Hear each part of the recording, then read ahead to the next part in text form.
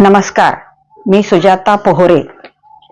मी समाज कल्याण सहाय्यक आयुक्त शिवानंद मिनगिरे यांच्या विरोधामध्ये दिनांक 18/8/2026 रोजी जिल्हाधिकारी कार्यालयासमोर उपोषणाला बसणार आहे.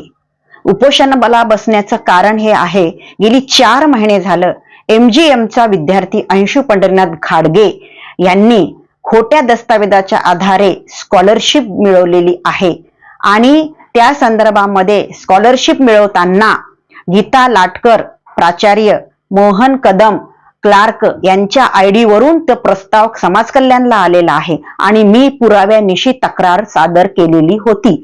आणि अशा पद्धतीनं जेव्हा मी शिवानंद मिनगिरे साहेबांना सांगितलं आणि निवेदन दिलेलं आहे की बाबा रे, ह्यांची पूर्णपणे चौकशी करून या विद्यार्थ्याने, एकच विद्यार्थी जो 2 ठिकाणचे कागदपत्र दाखवून समाज कल्याणकडनं वेगवेगळ्या योजनेचा तो लाभ घेतलेला आहे. शासकीय तंत्रनिकेतन कॉलेजच्या प्राचार्य आणि विभाग प्रमुख आणि संबंधित क्लार्कनेही खोट्या दस्तावेजाच्या आधारे याला सपोर्ट केलेला आहे. अशा पद्धतीचे सबळ पुराव्यानिशी तक्रार दाखल केलेली असताना शिवानंद मिनगिरे यांनी वाचवा वाचवीचा कार्यक्रम केलेला आहे. कमिटी स्थापन केली म्हणाले मला, आणि कमिटीचा अहवाल आल्यानं आपण त्याच्यावर तात्काळ कारवाई करूया असंही ते म्हणाले. पण वास्तविक पाहता नंतर त्यांनी एक खोटा चौकशी अहवाल मला दिलाय. तो प्रशासकीय अधिकाऱ्यांनी दिलेला नाहीये, एका कोऱ्या कागदाला टाईप करून दिलेला अहवाल त्यांनी मला दिलेला आहे आणि त्यामध्ये बनावट अहवाल दिलेला आहे. बौद्धिक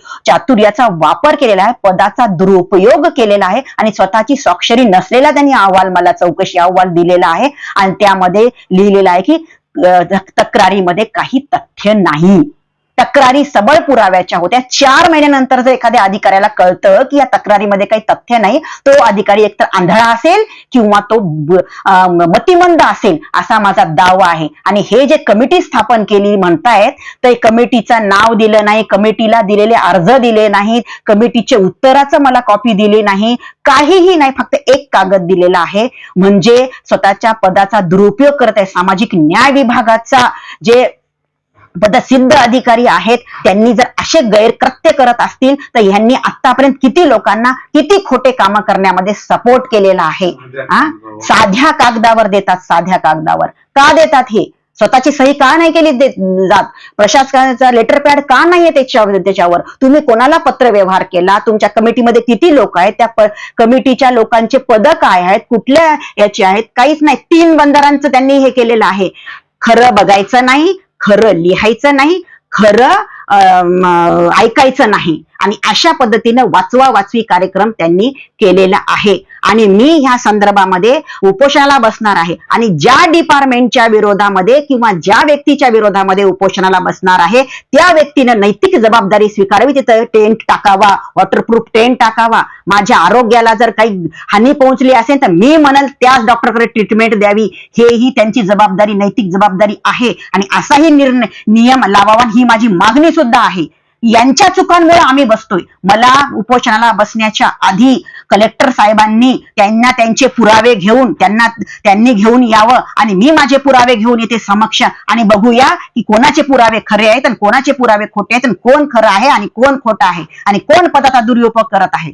चोराच्या टोळीमधल्या एका चोराच्या टोळीच्या मुख्य व्यक्तींनी या सगळ्या चोरांना क्लीन चिट देण्याचं काम केलेलं आहे. आणि हे कसं केलेलं आहे, आता त्यांनी इथं येऊन द्यावं. हे 18 तारखेच्या आत याचा निर्णय लागला पाहिजे. आम्ही आमचे आरोग्य धोक्यात घालतोय, उपाशी राहून तिथं उपोषणाला बसतोय. आम्ही कोणाच्या चुकांमुळे बसतोय? या लोकांच्या चुकांमुळे आम्ही बसतोय. मग या चुकांची जबाबदारी त्या लोकांची आहे. माझी किडनी खराब झाली, मिनगिऱ्याची किडनी काढली पाहिजे. माझा हार्ट खराब झालं, मिनगिऱ्याचं हार्ट काढलं पाहिजे.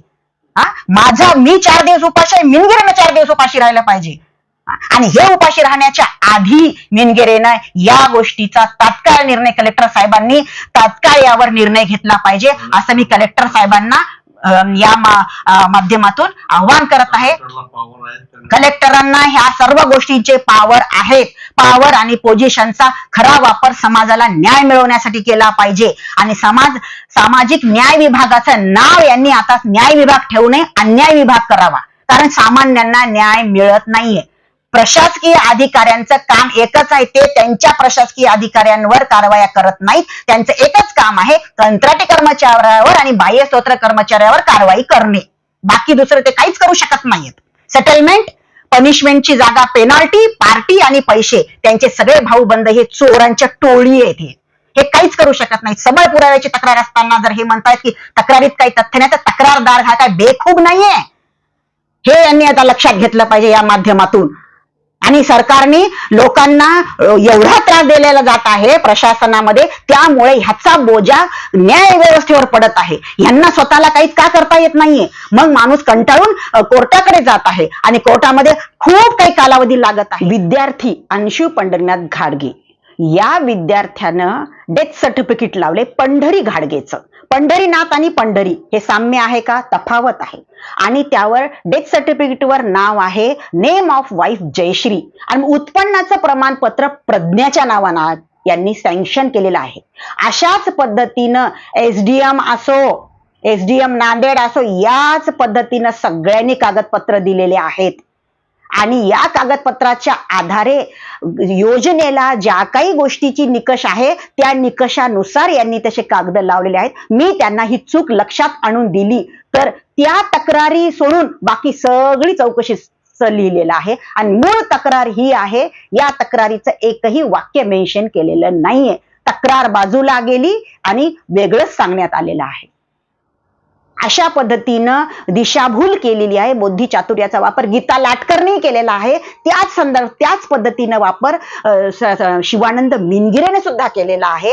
एकूण एकाला वाचवा वाचवी प्रोग्राम यांनी राबवलेला आहे. संविधानाचं राज्य नाहीये, हे पदाचा दुरुपयोग आणि उच्च वर्णीयांना कुठलाही धक्का नाही पोहोचता आला पाहिजे एका अस्पृश्य महिलेच्या तक्रारीवरून, हाही त्याच्या पाठीमागचा उद्देश असू शकतो. सामाजिक न्याय विभागाचा शिवानंद मिनगिरे हा अत्यंत जातीयवादी माणूस आहे, स्त्री विरोधी माणूस आहे. त्यांना फक्त एकच न्याय देऊ शकते, कंत्राटी कर्मचाऱ्याला आणि बाह्य स्तोत्र कर्मचाऱ्यांना काढणे, त्यांच्या विरोधात 4 पानं खोटे अहवाल पाठवणे, याच्यापेक्षा त्यांनी दुसरं काहीच करू शकत नाही. खरं तो काम करूच शकत नाही. आणि यासाठी जिल्हाधिकारी साहेबांनी त्यांच्याकडनं सगळ्या गोष्टी घेऊन याव्या आणि खरा न्याय द्यावा, ही माझी जिल्हाधिकारी साहेबांकडे नम्र विनंती आहे. शिवानंद मिनगिरे यांनी गीता लाटकरला पाठीशी घातलं, मोहन कदमला पाठीशी घातलं, शासकीय तंत्रनिकेतन कॉलेजच्या प्राचार्य, संबंधित विभाग प्रमुख, संबंधित क्लार्क यांना पाठीशी घातलं, स्वतःच्या डिपार्टमेंटच्या बोराटेला पाठीशी घातलं, सगळ्यांना पाठीशी घातलं. आता जिल्हाधिकारी साहेबांनी यांना पाठीशी घालण्याचं काम करू नये, तर या सर्वांवर विद्यार्थ्यासहित सगळ्यांवर कारवाई करावी, ही माझी या माध्यमातून मागणी राहील. उपोषणाला बसण्याची आवश्यकता पडणार नाही, याचीही दायित्व जिल्हाधिकाऱ्यांनी घेणं गरजेचं आहे. कारण चुका ह्यांच्या आहेत, तात्काळ यावर निकाल लावणं गरजेचं आहे. या माध्यमातून मी कलेक्टर साहेबांना नम्र विनंती करत आहे. धन्यवाद.